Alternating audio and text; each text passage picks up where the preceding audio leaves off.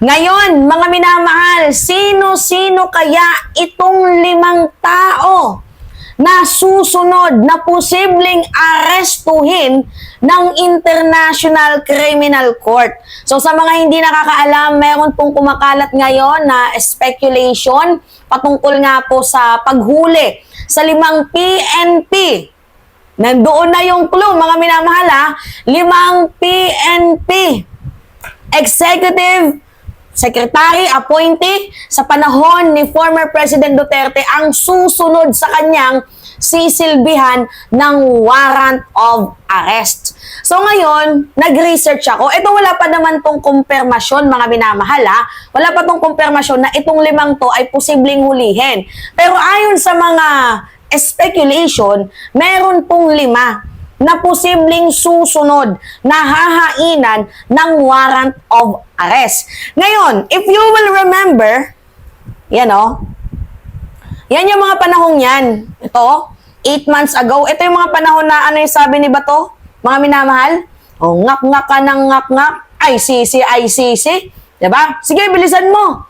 O, kahit magsama ka pa dyan, ikaw pa magposa sa akin. Yan yung sabi ni Senator Bato de la Rosa dito kay former Senator Antonio Trillanes. Ngayon, na nahuli, itong si Kadigungan, abay, tila baga nakakabingi ang katahimikan ni former ni Senator Bato de la Rosa. Sobrang nakakabingi, hindi nga natin marinig ni hi or ho. Wala tayong nakikita ni post, wala. Only Senator Go. Well, si Senator Go, medyo hindi naman talaga dawit, diba? Mga minamahal, alam naman natin yan.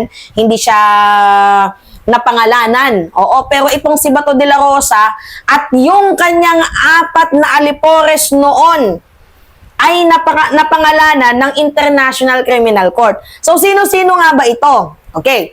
ICC Prosecutor tags Bato de la Rosa and 4 PNP execs as suspect. Ito yung balitang yan, 8 months ago. Kung mayroon mang 5, kasi kumakalat yung speculation ngayon, mga minamahal, na mayroon daw pong 5 susunod na aarestuhin, abay feeling ko, baka ito na yun, yung 4 na PNP.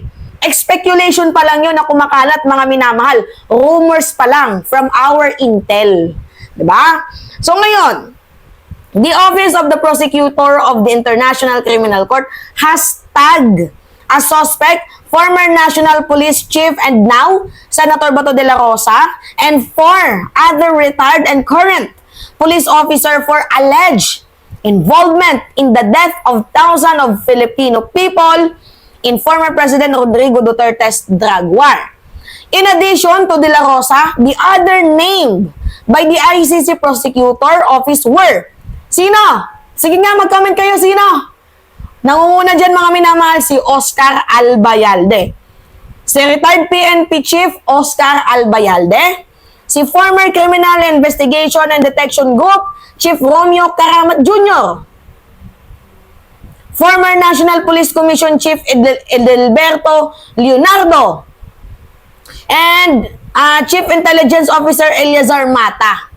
Yan po yung 4 na yan. Si Albayalde, si Karamat, si Edelberto, at si Eleazar Mata, at si Senator Bato de la Rosa. Kung sakali, di ba, natotoo ang rumors na meron pong 5 susunod, di ba, nahuhulihin, aarestuhin, sisilbihan ng warrant of arrest ng International Criminal Court, at yung pinakakludo doon ay mga PNP, retired PNP. So meaning, there is a big possibility na itong si Bato de la Rosa at yung kanyang mga alipores noon na si Oscar Albayalde, si Karamat, si Edelberto Leonardo at si Eleazar Mata.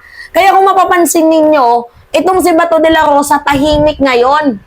Ni hi or ho, walang post, tahimik, hindi nagsasalita. Sabi niya pa nga noon, mga minamahal, sabi ni Bato de la Rosa, basahin natin yan sabi dito, go ahead kung anong gusto nila.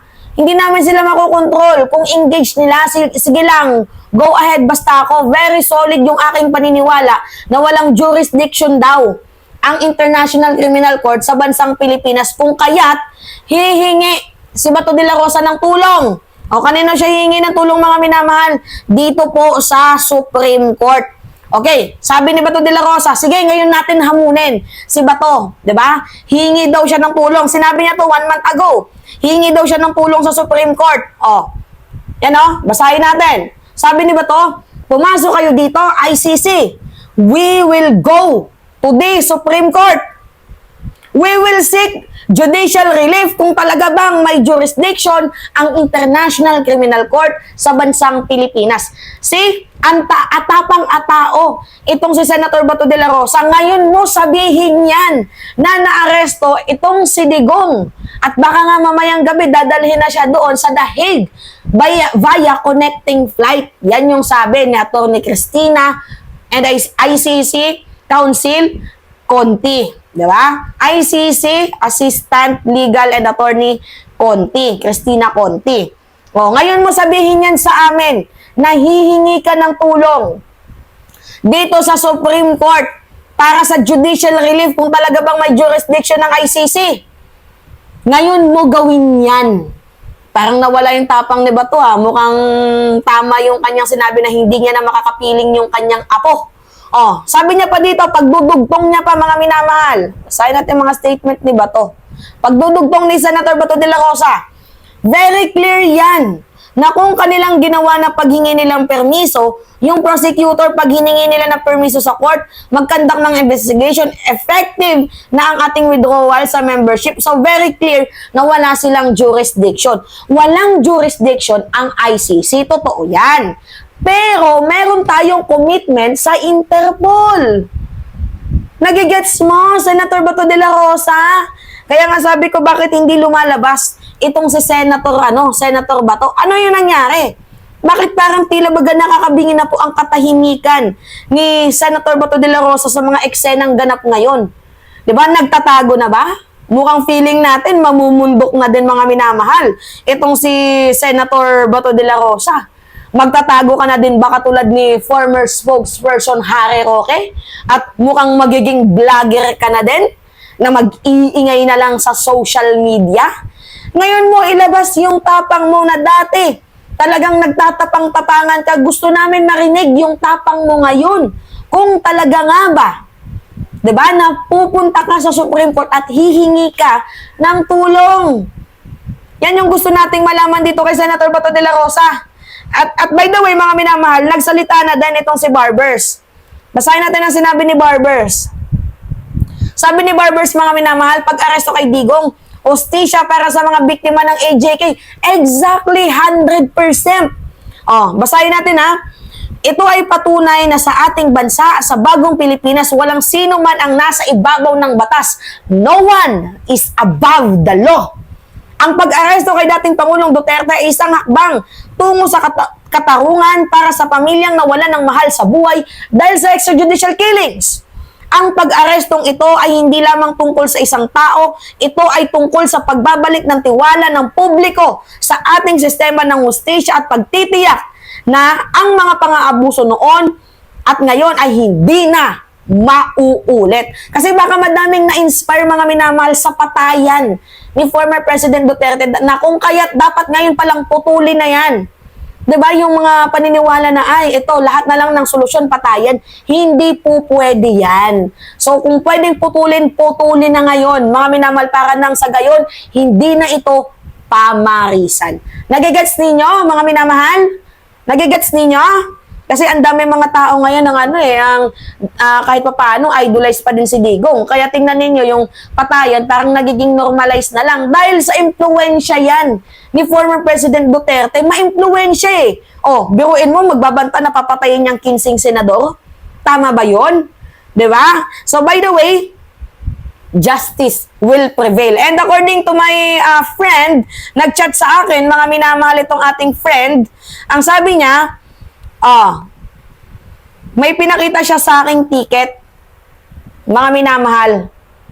I think connecting flight daw to ang mangyayari kay former President Duterte.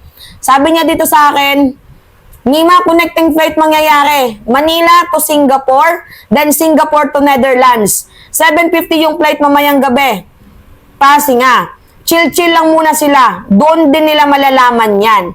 O, tinanong ko siya, saang info yan? Secret lang daw muna. So, para makahingi pa tayo ng napakadaming secret, sige, spill mo lang yung mga secret na yan at nagbigay sa atin ng flight. Connecting flight nga, mga minamahal, if we will connect the dots. Pero tingnan lang natin kung ano yung mangyayari. Mamayang gabi, tingnan lang natin. O hindi na papaabutin ng late ng gabi kasi iniiwasan din ng government na biglang magdarma na may sakit or destabilization. Nalo ba tayo? Or destabilization. Pwede mga minamahal. So we will see mamayang gabi kung talagang connecting flight ang mangyayari. Alright? It's me again.